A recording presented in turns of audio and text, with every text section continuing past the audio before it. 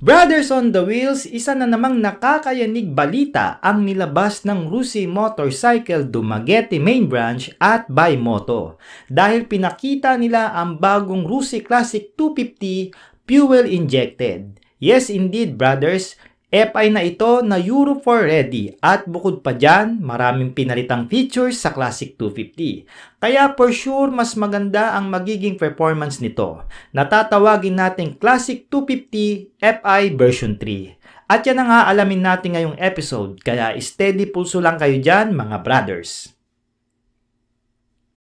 Brothers on the Wheels, bago tayo magsimula, huwag nyo muna kalimutan mag-subscribe at i-click ang kalembang. At i-like nyo na rin ang ating page sa Facebook para ma-update kayo sa balitang motorsiklo. Cheers!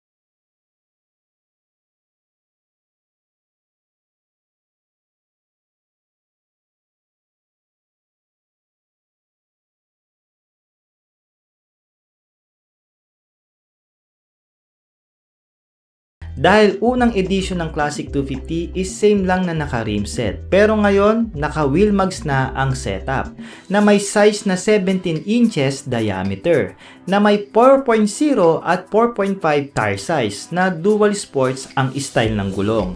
At isa sa mga advantage nito, pwede na nating pa-convert into a tubeless tire if ever hindi pa ito tubeless type. And I think nagka-idea rin ang Rusi dito na gawing wheel mugs ang bagong Classic 250 dahil nakita nila sa Titan 250 yung ganitong approach ng Longsing motorcycle. Since ang Titan ay design ng Longsing Motors from China. Nag-improve na rin ang lighting system ng Classic 250 FI dahil LED made na ito especially pagdating sa headlight na may daytime running light, so no need na magpalit ng mga aftermarket na LED headlight and also turn signal lights dahil yung naunang version ay gumagamit pa ng bulb type na pailaw. Pagdating naman sa cockpit ng motor, obvious na hindi na ito naka-clip-on bars na kung tawagin natin is tiis pogi ride. Dahil ngayon, pinalitan na ng Rusi ng low-rise handlebar with new design handle grip and end bar. So we expect na much more comfort na ang riding natin sa bagong Classic 250 alongside with the new Classic rounded chrome side mirror.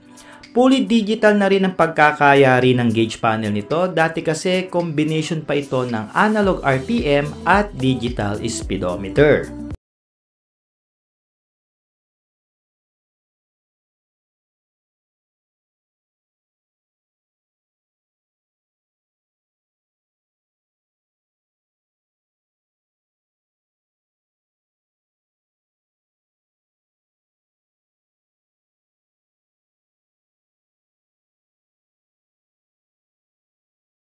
Yung muffler niya. Dati kasi yung unang version is naka-chrome muffler. Then yung second version, flat black color with the chrome muffler guard. Pero ngayon, the latest version, flat black na lahat hanggang dito sa muffler guard. Then pagdating sa dulo, may konting touch ng gray color.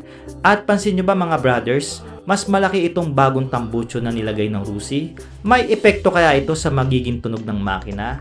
Ano sa palagay nyo? Well, wag na nating isipin. Heto yung sound check niya.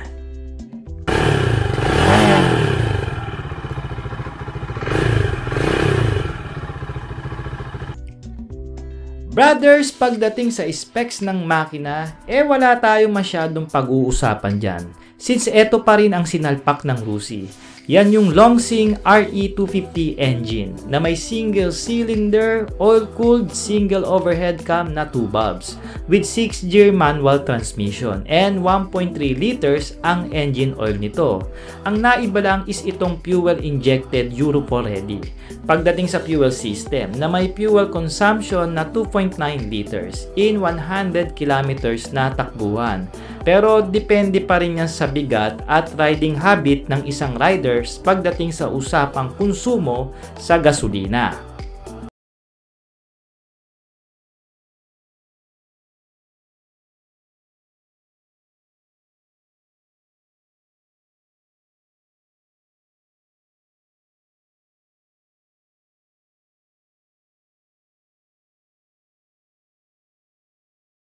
On the wheels. Alam ko ang tanong nyo is magkano?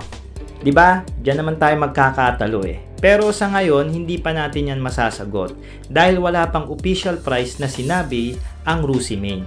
Dahil isa pa lang itong demo bikes and under by approval pa ng company. So we expect na lang na magiging kapresyo ito ng Titan 250 na may cash price na 110,000 pesos or nasa 100k yan if ever. Pero panalo pa rin kung ikukumpara mo sa ibang 250cc bike na China made dito sa market sa Pinas. Sa Classic 250 pa rin ako ng Rusi dahil solid yung mga nilagay nilang bagong pyesa At dahil dyan, appear tayo. So mga brothers, mag-comment lang kayo kung ano ang inyong masasabi sa bagong FI version ng Classic 250 ng Rusi Motorcycle. I-comment nyo lang at i-share na rin sa mga iba pa nating mga brothers on the wheels. Kung bagong viewers ka pa lang sa Short Moto at trip mo yung ganitong style ng motovlogging, ano pang hinihintay? Mag-subscribe na at sipain na rin ang kalembang para ma-notify ka sa tuwing may new episode ang ating channel. At like and follow naman sa ating Facebook page. Ako po si Art na nagsasabi sa inyo, kung may pagsubok sa buhay, ituloy lang nating harapin at huwag sukuan. Dahil walang madali sa buhay lalo na kung papunta sa pag-asenso. Cheers!